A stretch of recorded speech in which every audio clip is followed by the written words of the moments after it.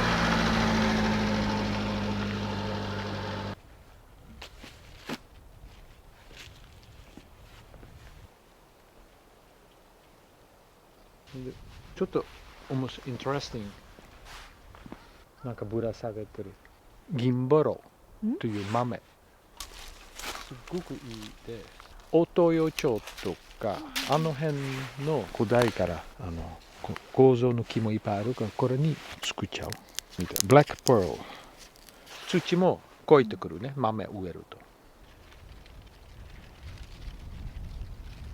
この肌とこの肌違うね、ブツブツブツ、虎模様みたいな。これは山口県から持ってきた種類で、また種類違う。その後ろまた違う。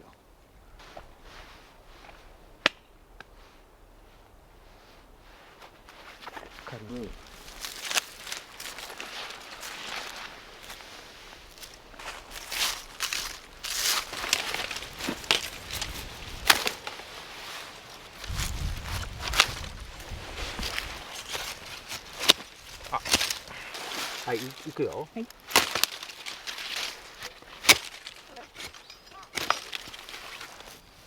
はい。来年のために切りやすくなる。こういうふうに中高くして、来年1年でこれね。これ持ってくる。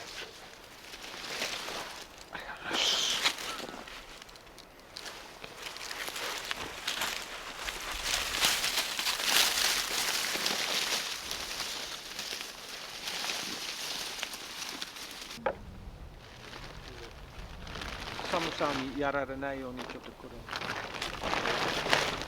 れ。この間掘って、これ全部ずっとあったから。ありがとう。忘れないように。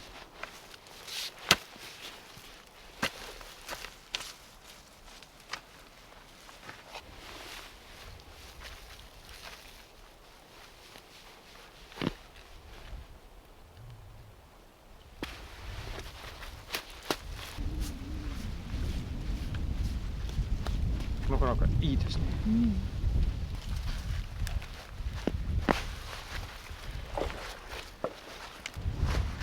作ってる。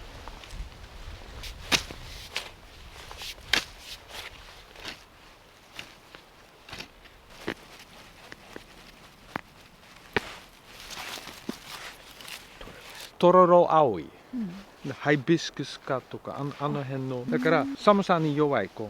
冷凍の準備ができてないから。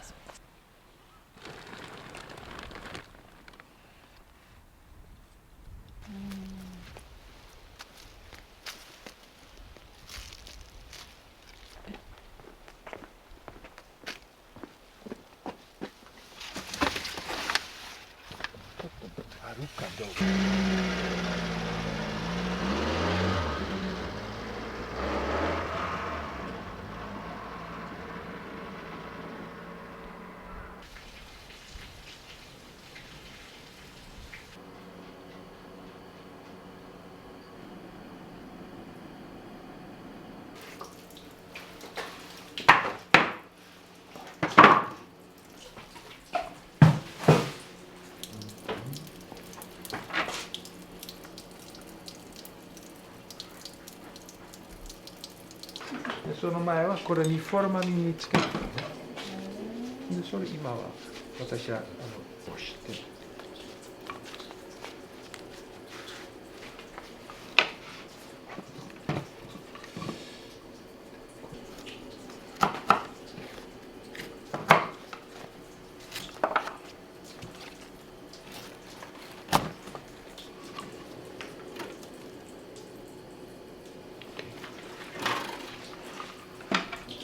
すごい貴重な、後付きがない。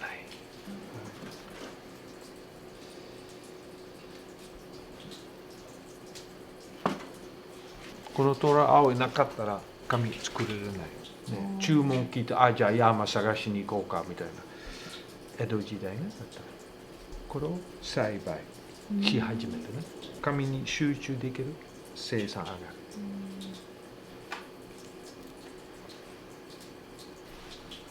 いいね。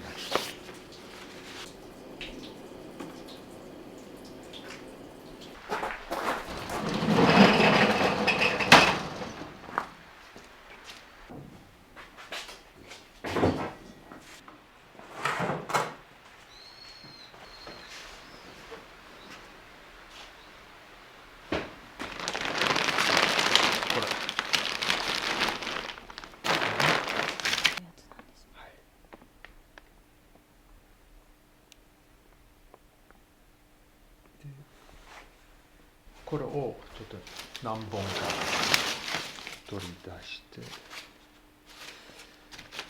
そんなに多くないね。すごく危ない。これは綺麗ね。だったら明日使うね。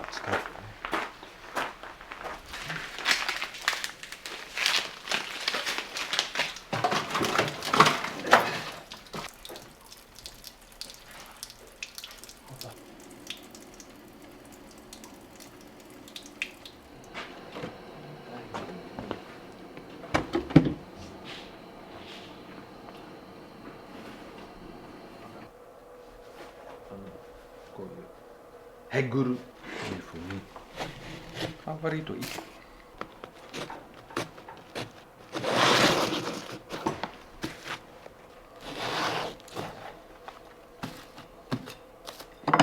この部分も繊維がいっぱいあるから米入れる紙の袋とかこれでそういう強い袋を作る。一番ピュアの紙はこういうふうにやって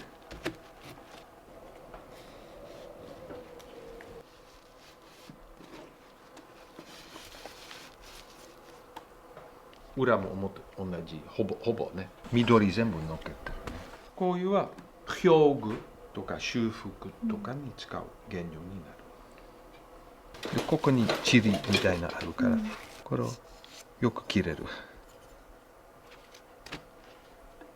これでできる。これは太いね。軽くこう。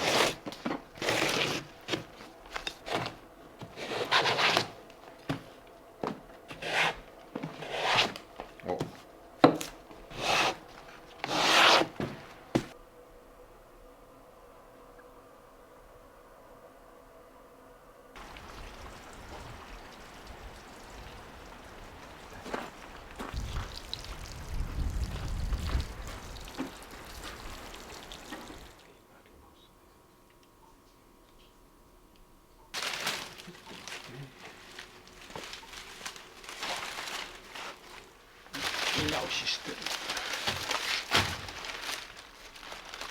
とって前やってたけどね。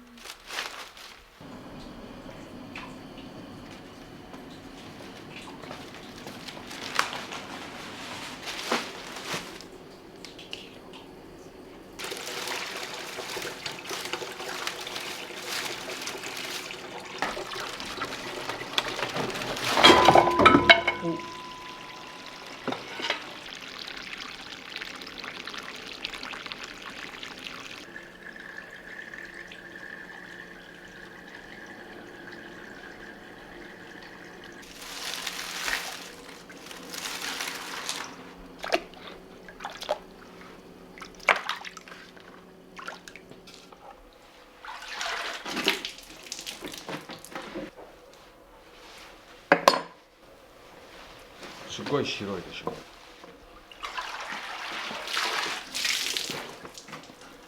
赤層という種類で、高知で一番細かい繊維の種類。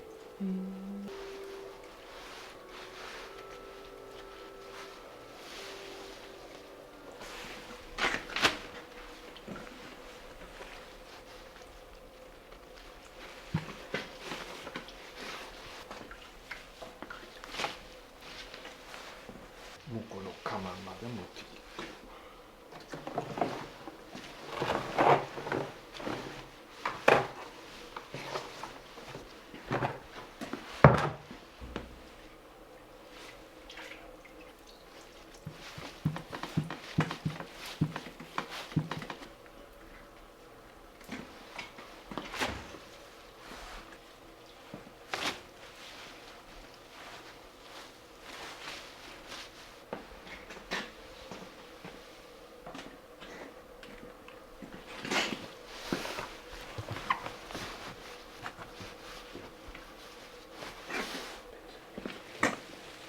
OK。次は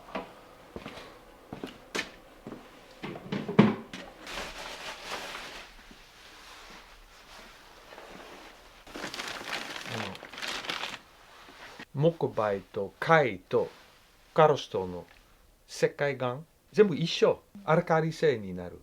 若い時に小石灰を使い始めて。普段はみんなソーダ灰。それはまあ一般的。あとは活性ソーダ。危ないやつ。強い薬使うほど早いけど繊維が傷む。これで煮る。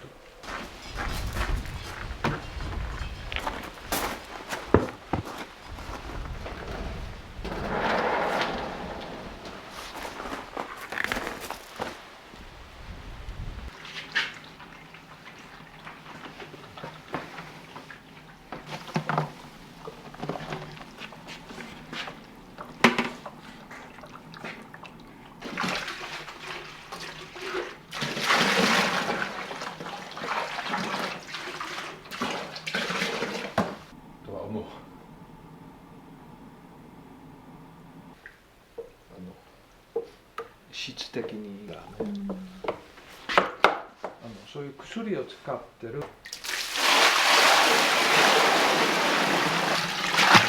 ソーダ場合は本当全国的一般的。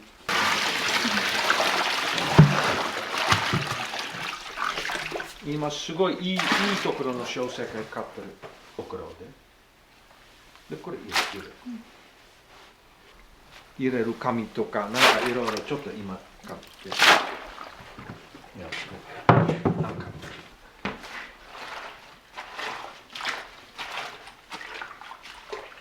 作業が始まる。それの前に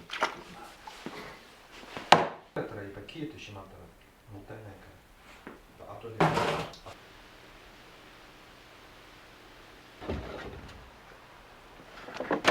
原料剥いでから今度原料に煮るにいくつ使おうかな。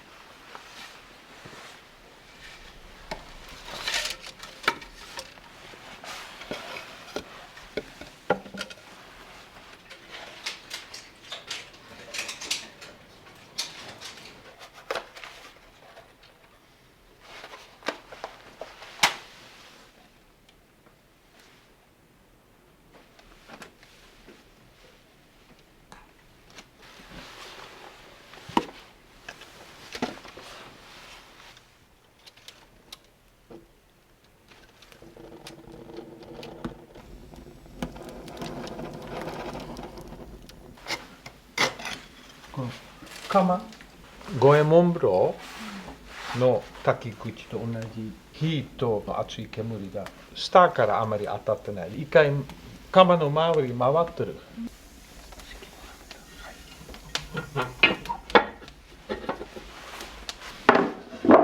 もたれないとかな。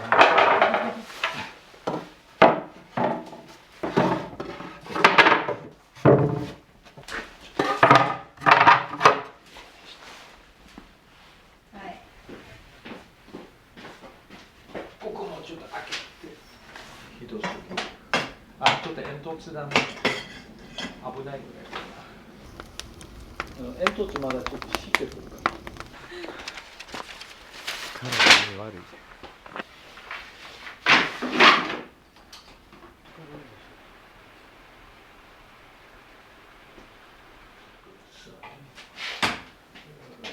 シンプルな。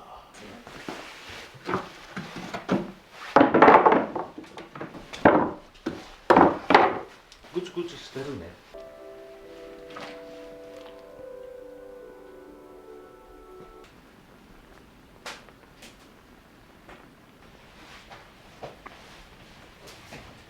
重し。匂いが、わかりましたかな。柔らかくなったらもっとなんか甘い。そう、なんか甘い匂いがする。甘い。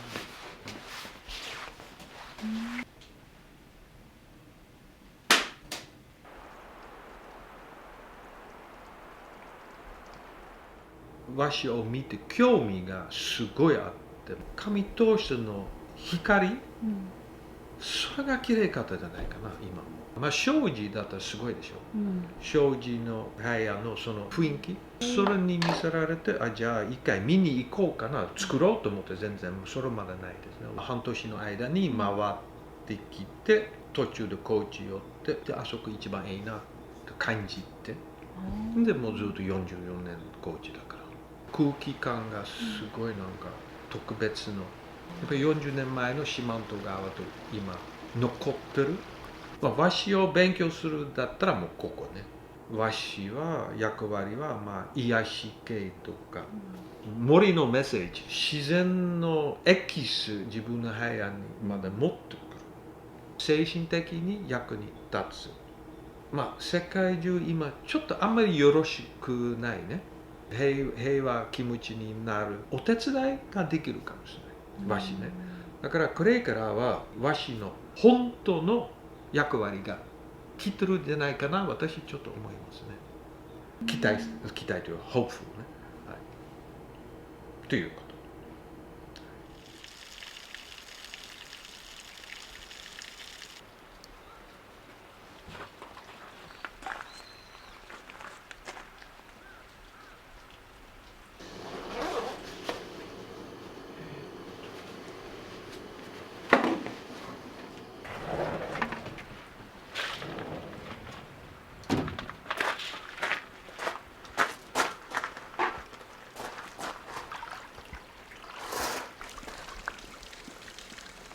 8度太陽が当たって白くなるね。曇ってるでも白くなる。これあまり白くなってない、まだね。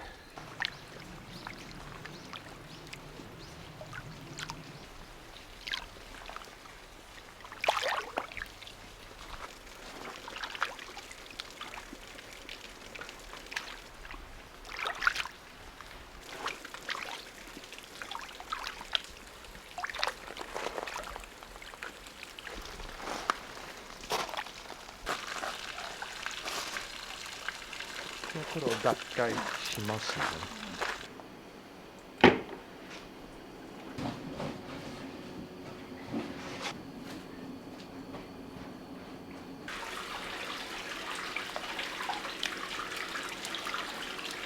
これ一日中この冷たい水の中につけるのが大変。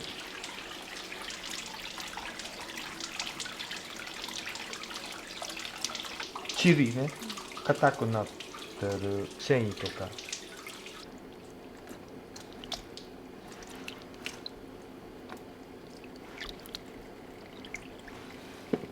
煮る前の状態も掃除すごい捨てるから、冷たいと繊維もギュッとこう固まる、あちこち流れていってないの一つね。あと水がぬくいと繊維がもう傷み始める。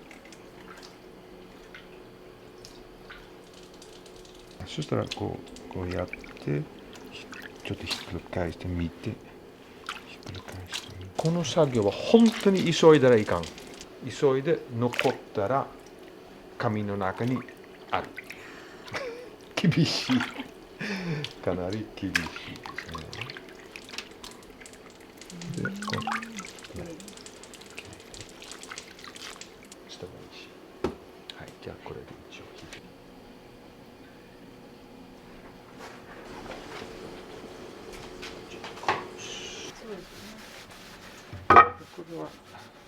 これカシの木、すごい硬い。ちょっと待ってよ、これ上宿家さんからもらって、これ本当昔使ってたやつ、代々100年とか古いね。は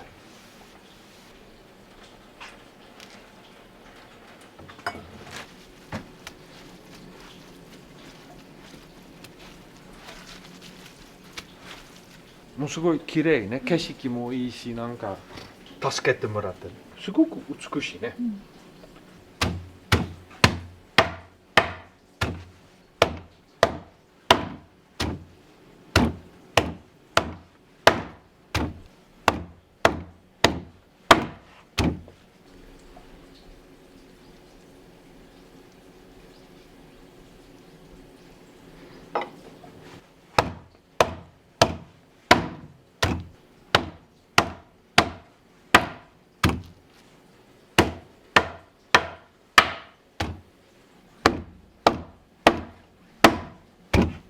地域によって結構違うね。道具もちょっと違う。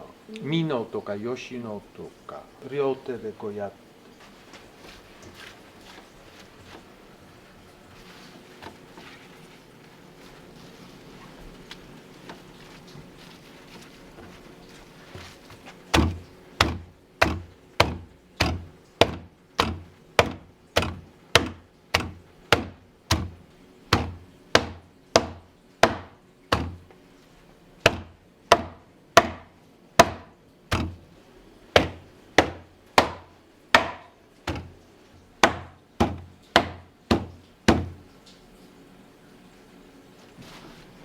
でこれをちょっとじゃあチェックね。木の皮からパラプになる瞬間、ね、これでパラプになる。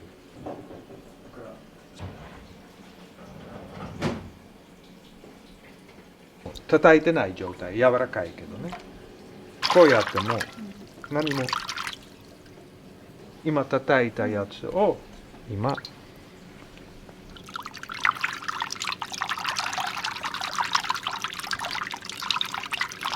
完全に溶けてますね。大事な繊維の質は同じ長さのよ、全部自然に全部そう。桑の木とかそうだったらもうばらつき、すごい短いと長いのあるから、構造は三つ股もそう、こういう同じ元と先っちょまで全部長さが一緒だから綺麗な和紙作れる。日本は竹ね。これをちょっと水につけて。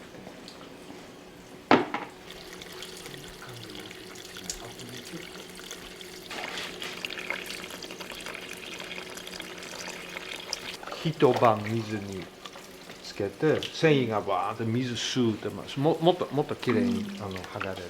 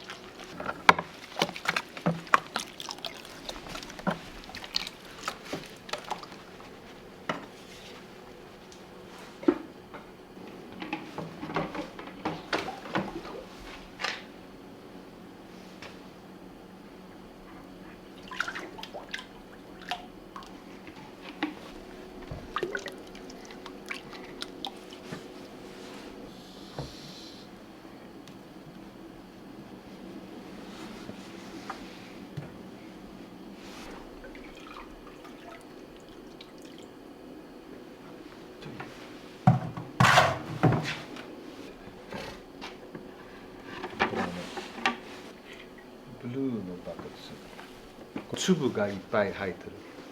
それがここに入ったらもう全部穴だらけになるから。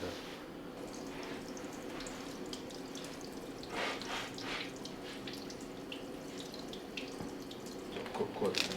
ちょっと間違って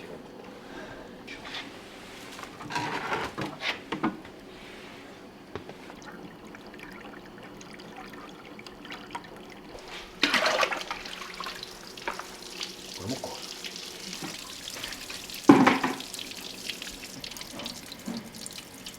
長さが、この辺のサウナも作ろうかなって思って、ちょっとそれはちょっとまあ中途半端なかな。日本の例えばスキーはオーストラリアにみんな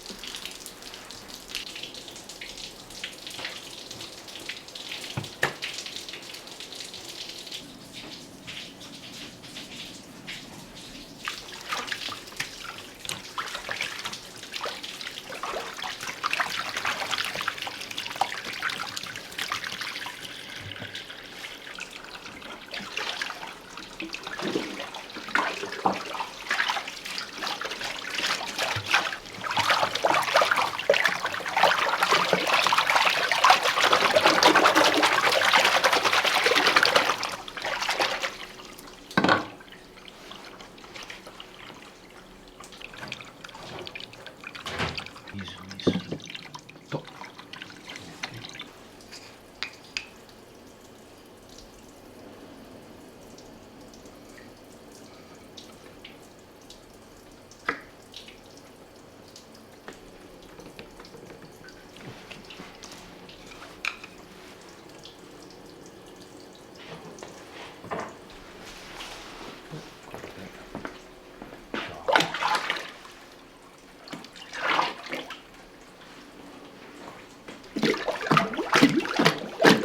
音も違うね。この混ざる音を聞いたりして足りないか、その後1枚テストして、あ、これちょっとそれで決めてもうきれいになんか全体のね。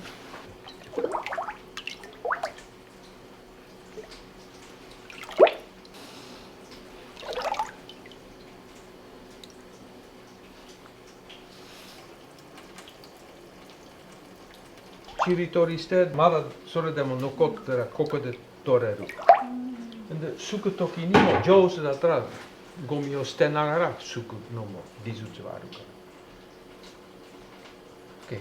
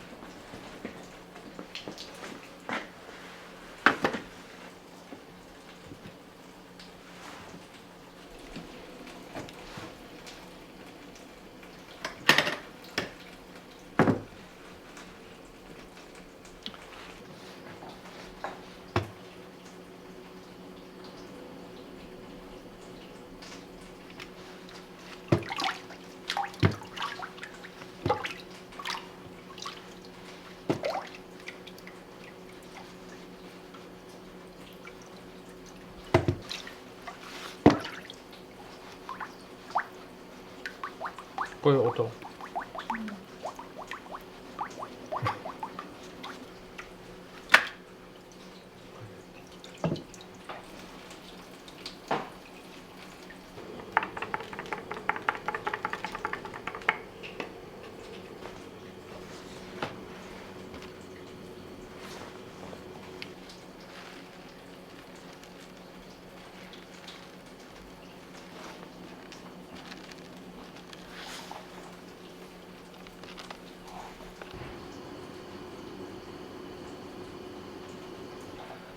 ごい綺麗なね、海の。そうですね。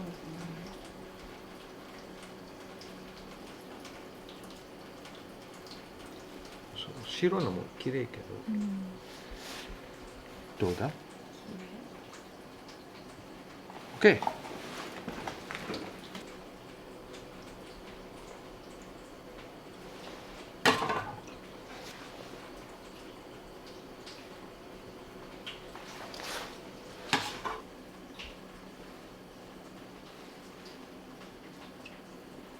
これ大丈夫ね。とても大丈夫。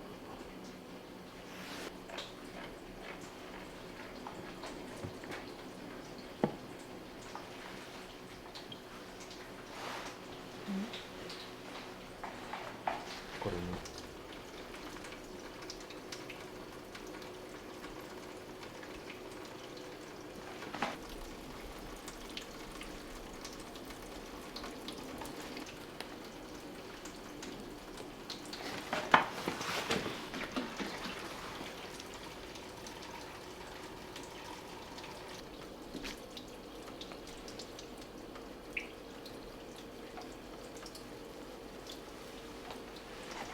裏に、あとで直してこの芯。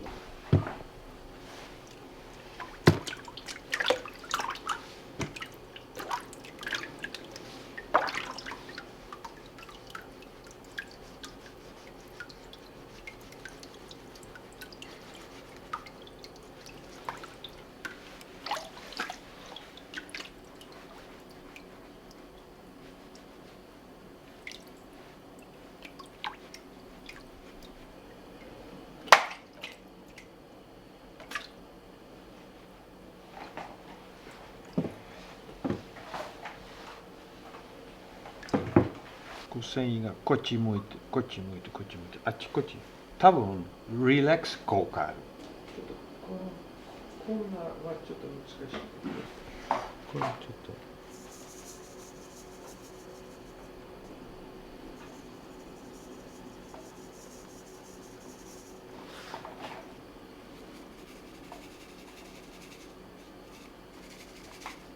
と。あ、もう一個ある。一緒にしちゃう。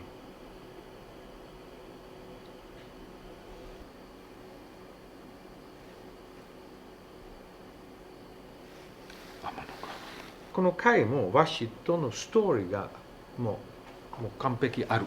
いいなと。これも一緒に動いて止まっていくと思う。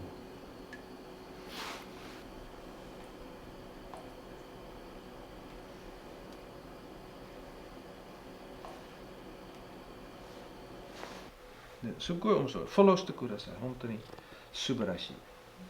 それ今一緒にこのプロジェクトやってる。ね、今ないからね。だからもう白なんかお寺も平戸行ったらもう全部抹茶系のファミリーのもの。面白い世界。ちょっと待ってよ。バブルがちょっとありすぎるけど多分取れる。はい。もう一応できました。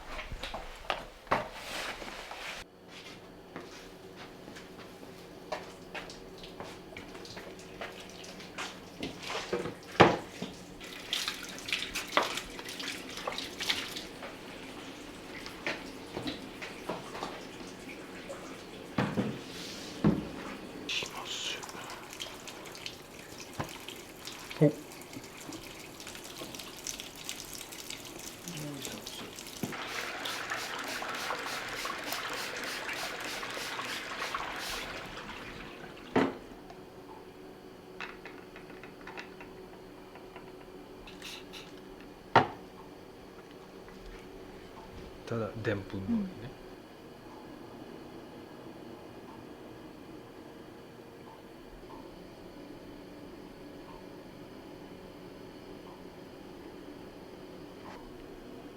ちょっとだけつける。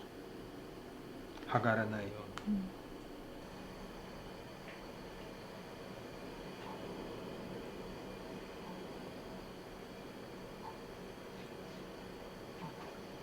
見えますか？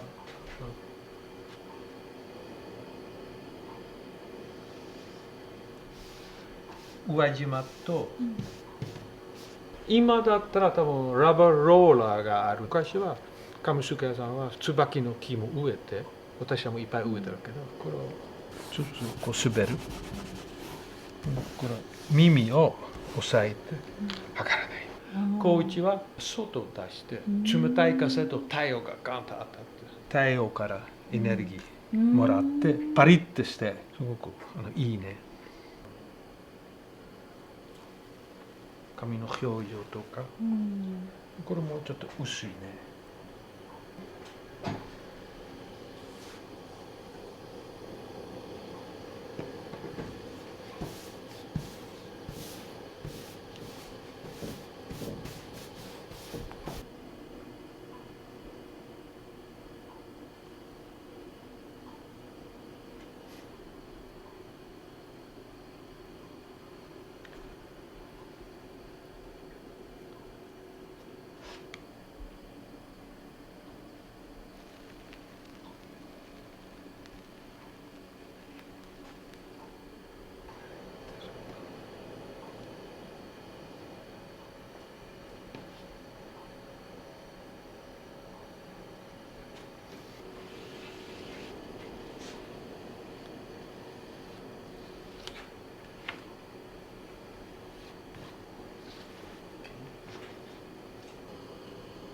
じゃあ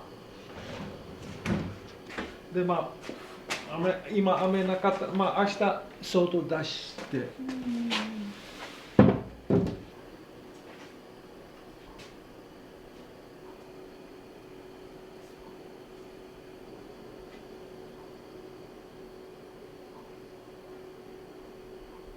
でこれサンプルけど、こういうふうにもうちょっと紙書いて。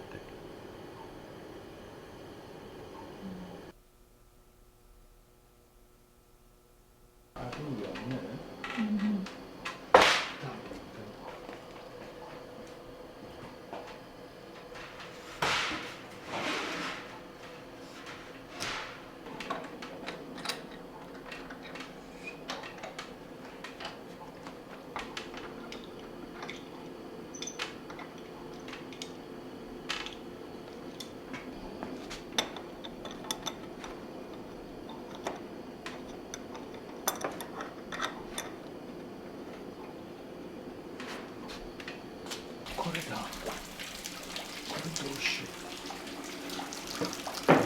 これはこれでね。う。ね、これでね。これやめ。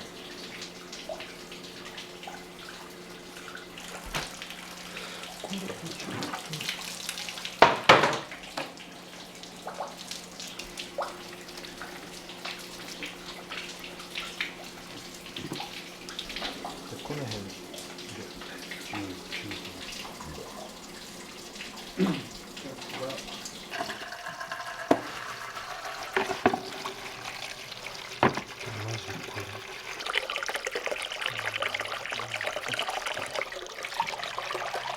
これコットン、今治のイカウチタオルのコットンは全部オーガニックで、全部うちコットン入ってる。壁紙とかそれ一つ、それを使い道として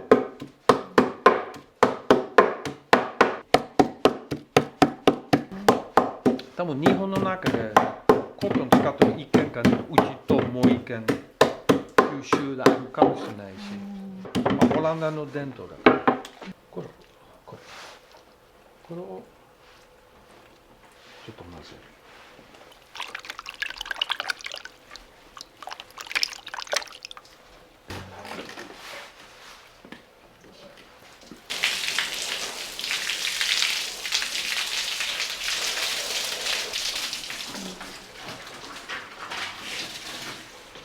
まずベースを作る。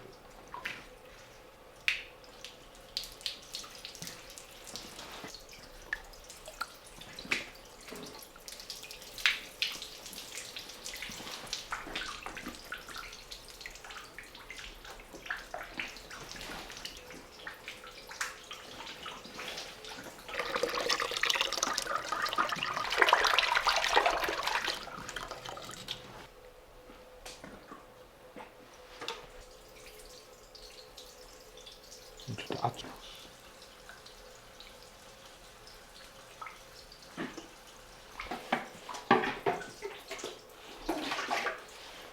じゃあこれを下味になってを入れて、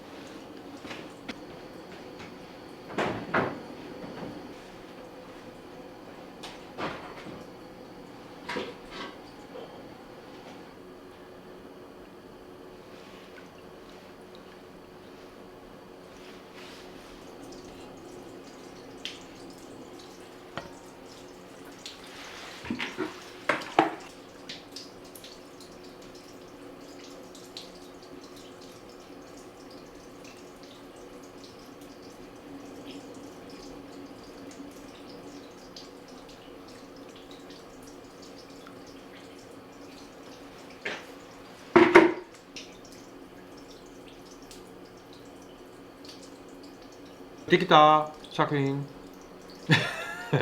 できた傷つけてすごい表情がいろんな薄いと厚いと白いが出てきてとか、何につけてるか先に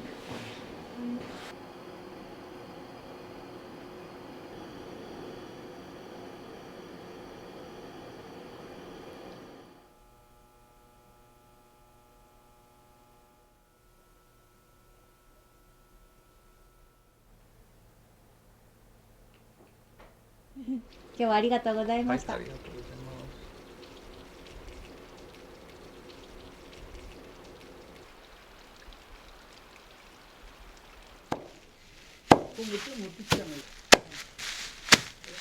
これはここの言葉でゴンド。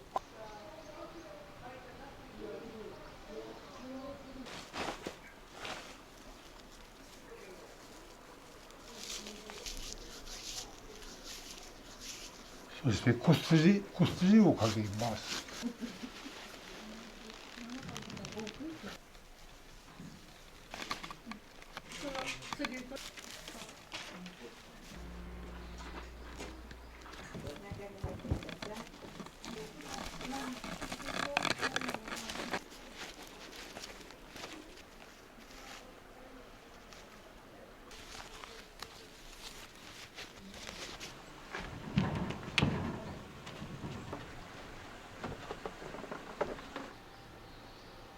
塗りは痛くないしね、冷たくないの塗りも。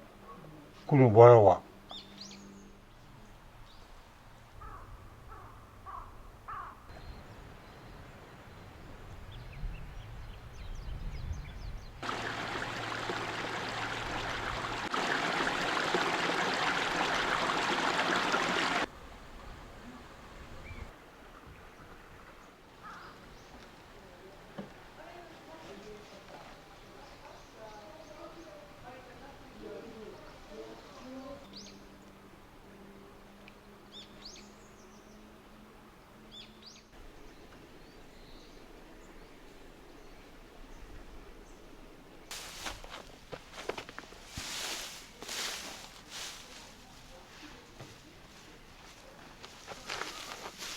これはここの言葉でゴンド。ゴンドって言います。ゴンドを取ります。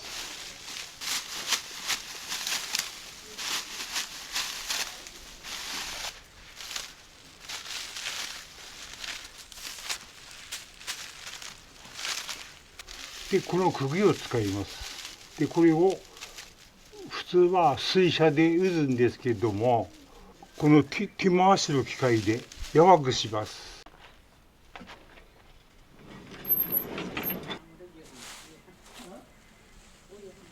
はい、お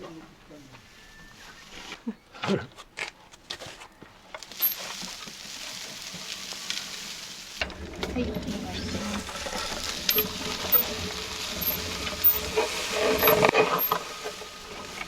このままいくと2回。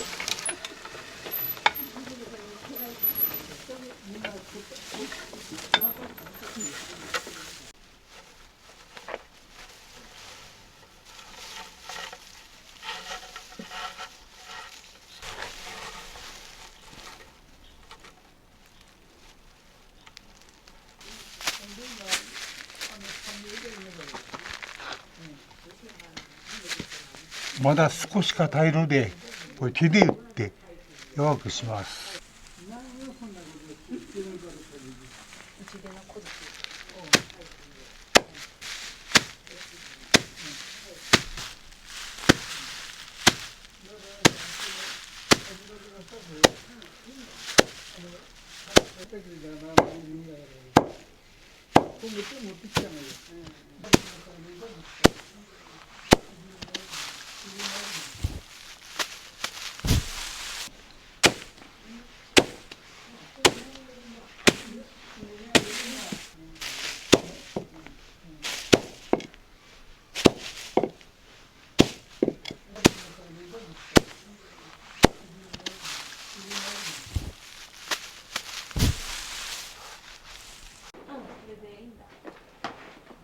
一人だけだから。はい。こっちにあるべ。ある。では、バラウズどっからやりますか。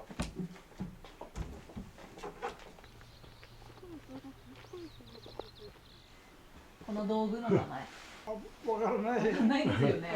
名前ねえよね、これだ。それがなんか。一番初めに、この芯になる縄を縫います。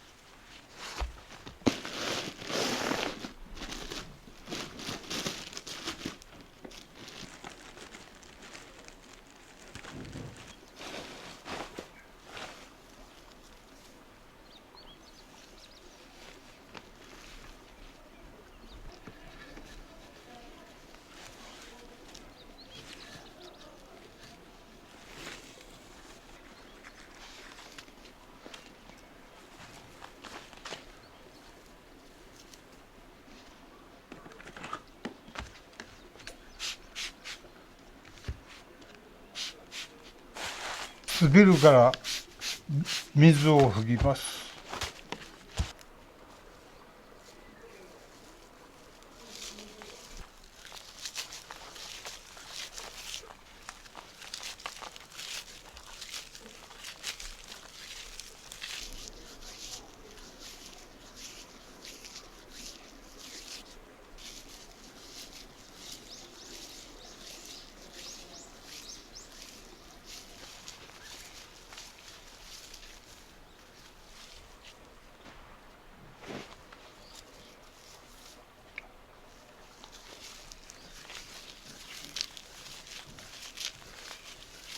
縄は滑りをよくするために凸凹をなくする。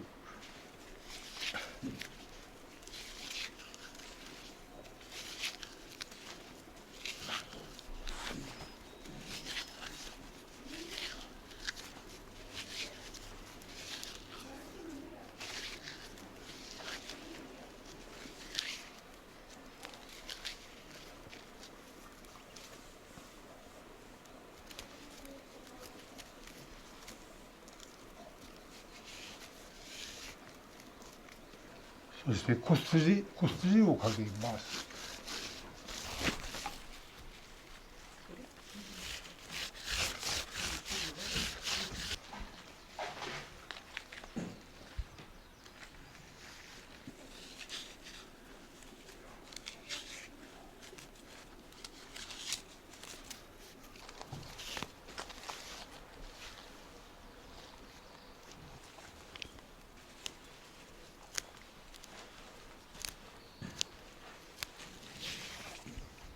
こういうふうに滑りやすい状態にして作ります。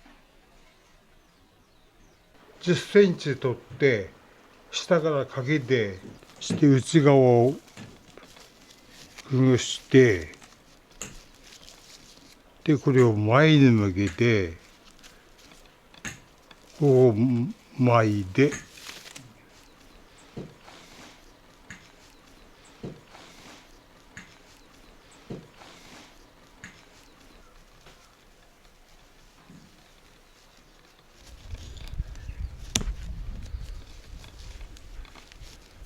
頭の作業は終わりました。ある程度の幅を確保しなきゃならないからこう広げて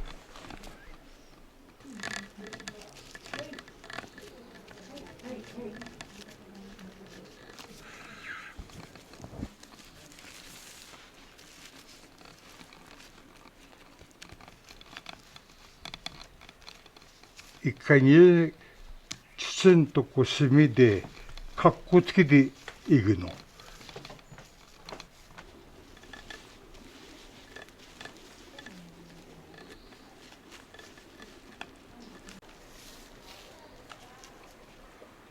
4本ずつ追加していきます。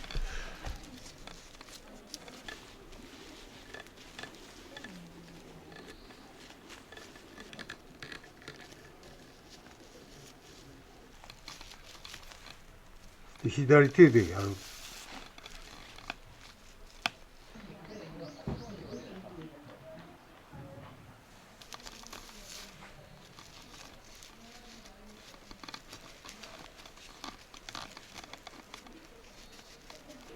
紐こういうふうな芯はここ開くでしょ。そうするときれいにできないからこっちへやってきれいに直して左手で渡します。でこの先っちょのもさもさしたのは下に捨ててしまいます。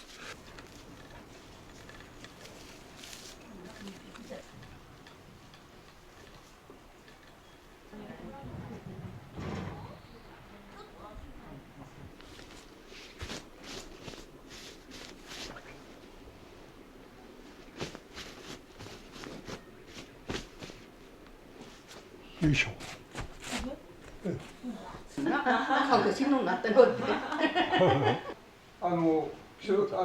キノコばかりじゃなくに、その原木も使われなかったんだ。どっちが美味しいってあるんですか？なんぼは辛いの。辛い。辛いの。バリは美味しいのよね。禁止されてるものいっぱいあります。自分で作った卵は絶対飲めなかったの。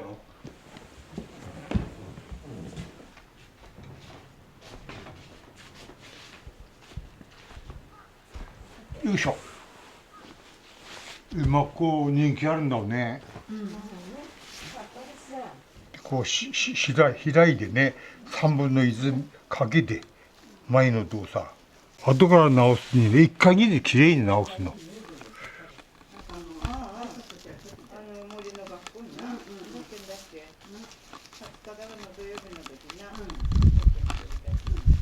い、こんにちは。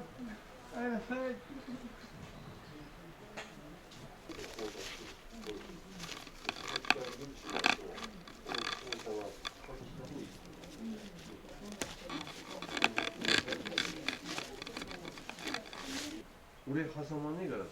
一本で。一本で。僕も出てる。バラムズね、いやもうこれ72年もなるの。学校というのは我々入りだったの。今弟子36年いた。みんなバランスすぐるでいいですよ。なかなか一人目だね。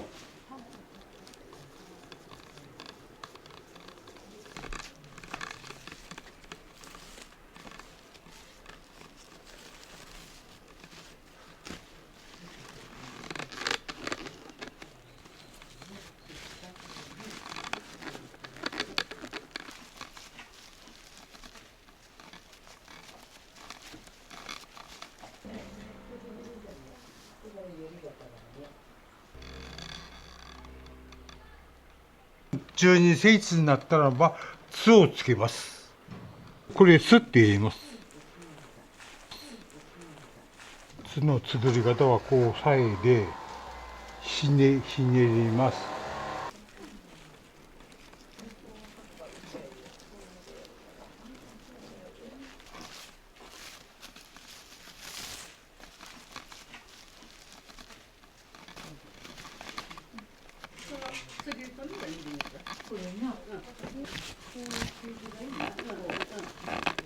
はい、これで2つ完成します。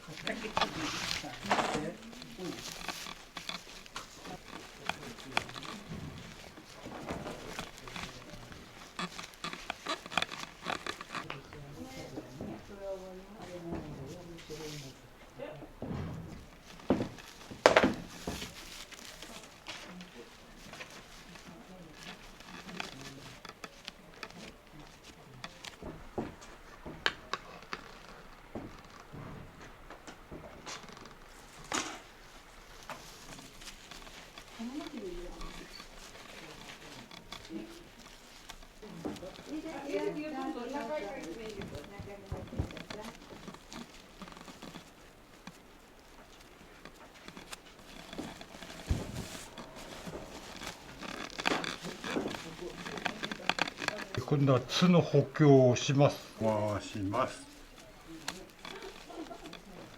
そしてこの内側を持ってきて前で、はい、これでなでしょう。お尻の今度はお尻をつぼめるほど考えて始めます。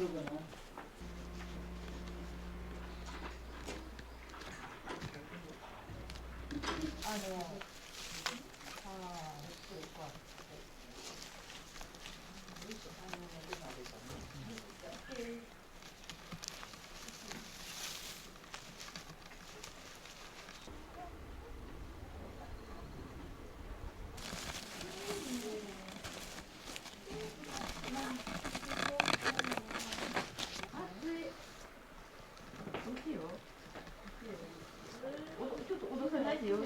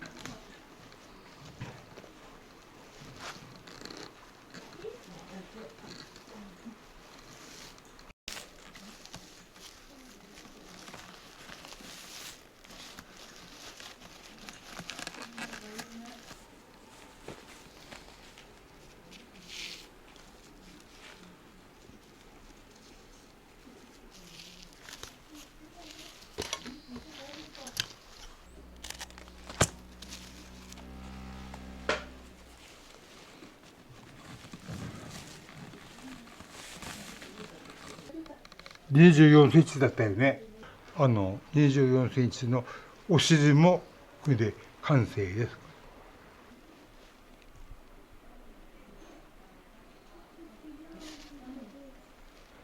お尻にやっぱりまた「つ」というのがあります。これを作ります。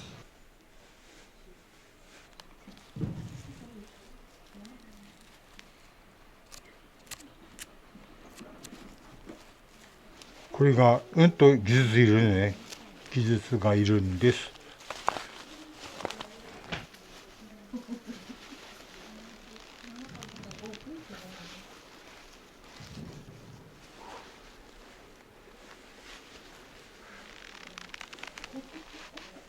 これね、やっぱりこっちだね。はい、ちょっと待ってね。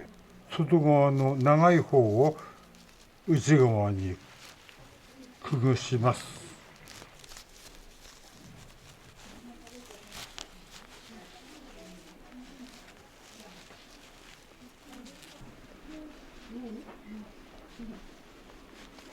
外側の宿をくるっと一回しして内側の宿を背中をくぐしてここに刺します。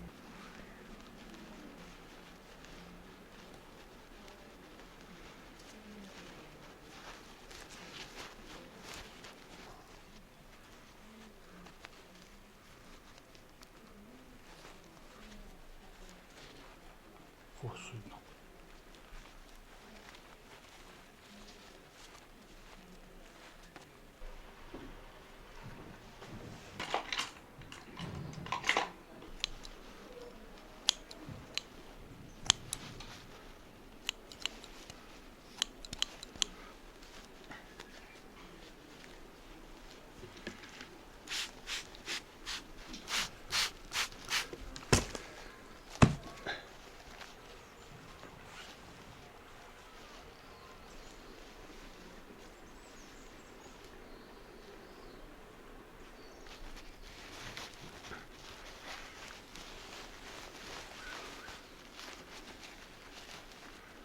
どっちも完成しました。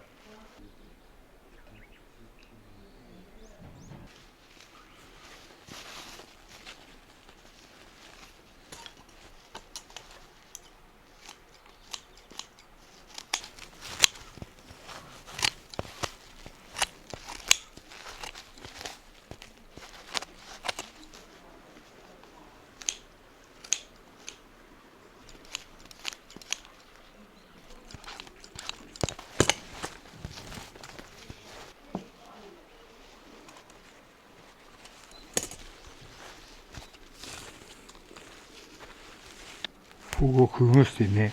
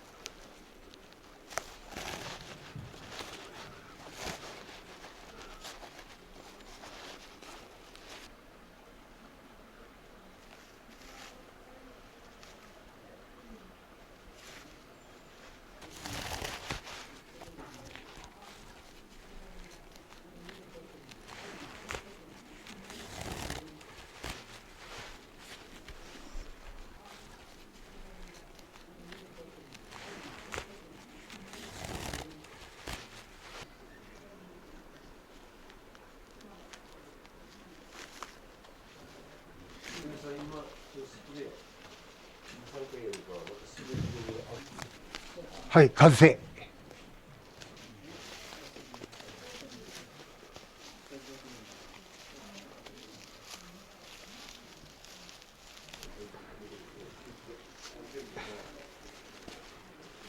はい、これあげます。どうぞ持って行ってください。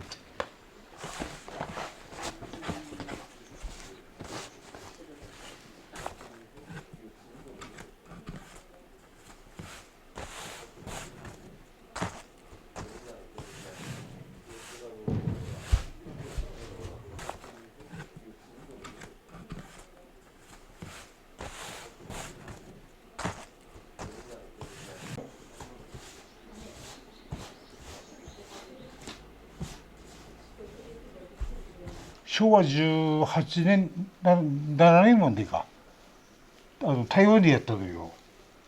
戦争が激しくなって、岩手に帰れなくながらって、昭和17年でね、19年で帰ってきたの。そしたら、潜水艦の客船が狙わいでね、で、駆逐艦が護衛室でやったから、追い回して、助かって。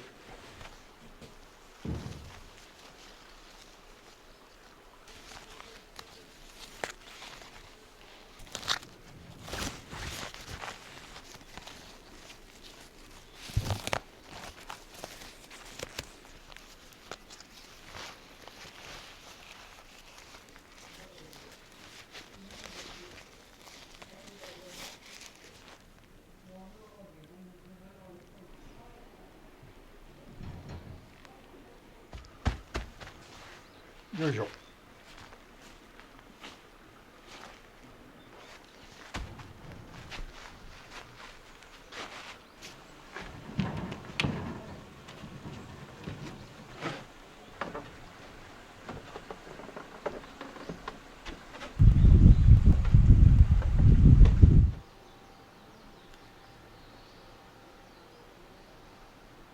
乳業やって乳業100トンやってたの震災で草が放射能で汚染されて草なくなったわけ。それからわら製品作るの始めたの。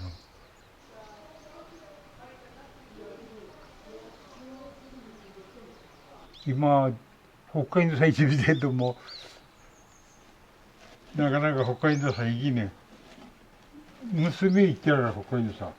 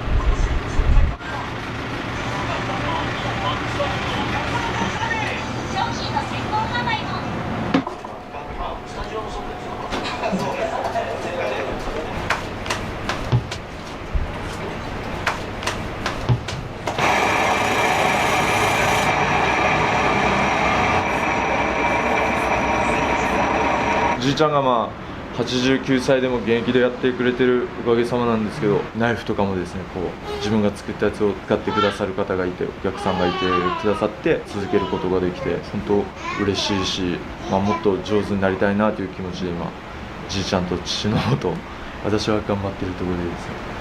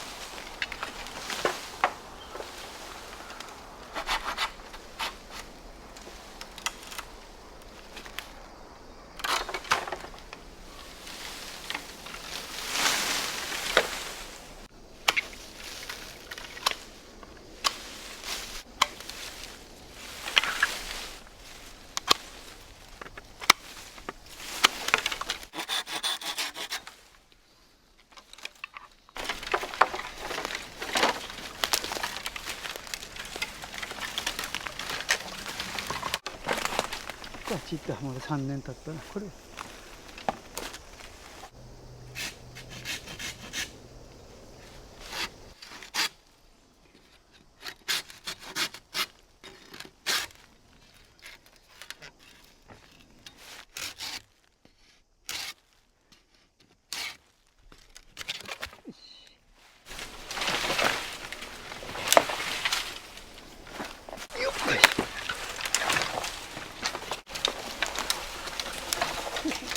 もう取れた取れ。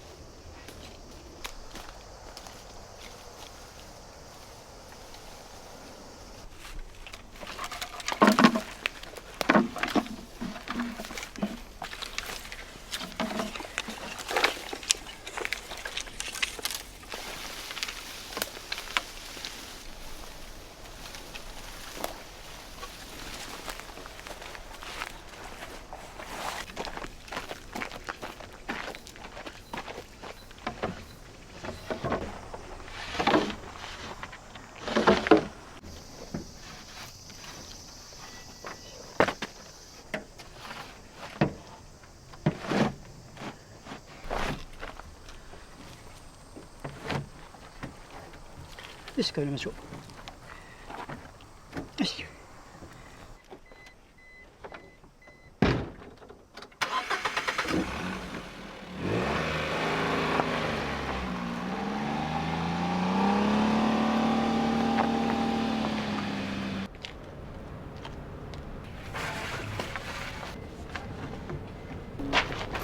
箱中？うん。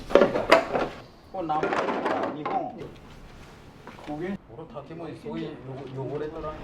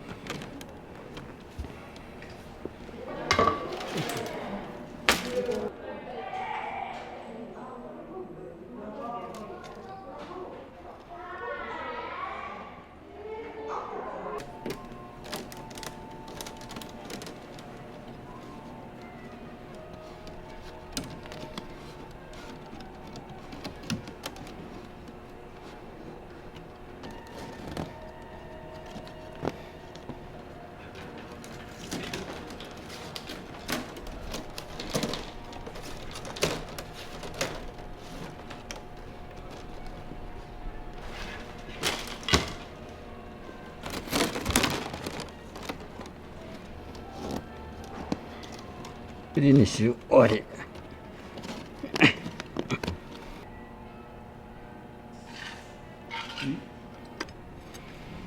木の職人、私は竹。面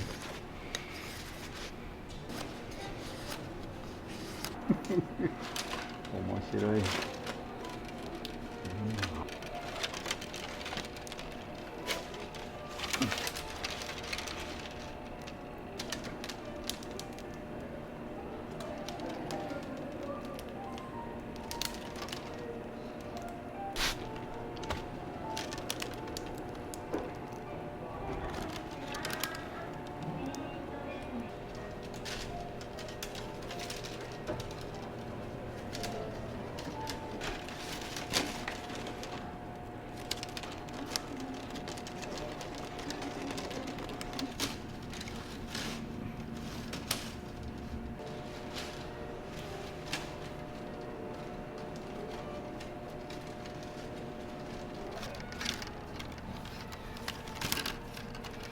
こそね。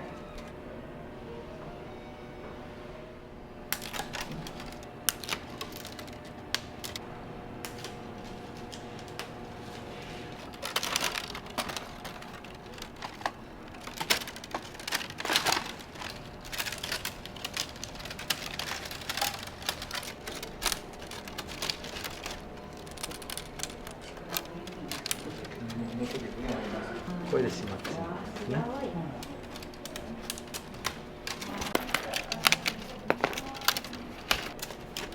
よし。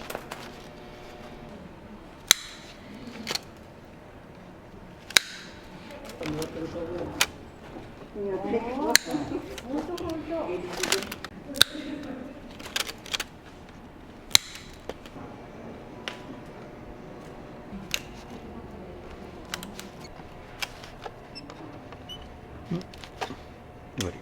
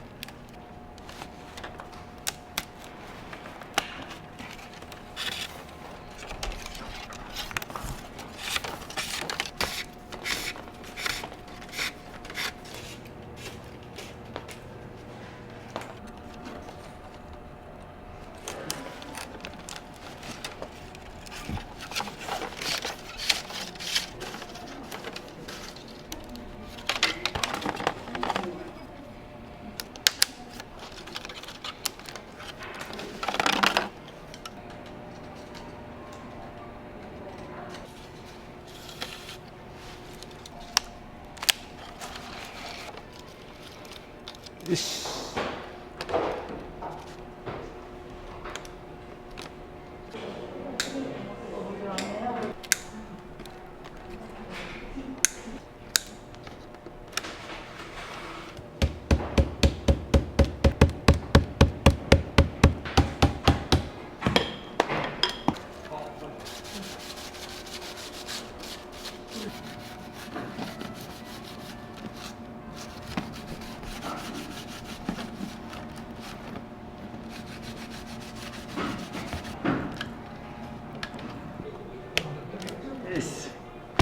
り。